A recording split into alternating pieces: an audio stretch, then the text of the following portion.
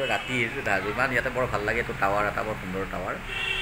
এইটো দিনত এইটো টাৱাৰটো মই আপোনাক ক্ল'জ কৰিয়ে দেখুৱাইছোঁ। এইটো মানে ঘড়ী, এতিয়া তাত ঘড়ীটোত 7টা বাজিবৰে হ'ল। 7টা বজাতো ইয়াতে এনেকুৱা এটা পোহৰ ইয়াত হৈ থাকে। এইটো ঘড়ীটো দেখিছোঁ কিজানি, আৰু দেখিবলৈ বৰ ধুনীয়া আছিলে বস্তুটো। আৰু এতিয়া আমাৰ সময় 7টা বাজিছে।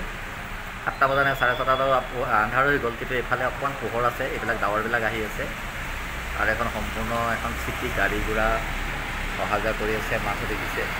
এটা ওৱান ৱে ছাৰ্ভিচ। এইটো মানে ৰাস্তাটোত এটা ৰাস্তা তলে এনেকৈ গৈছে, তলত এটা ৰাস্তা দি গাড়ীবিলাক এনেকৈ আহি থাকে।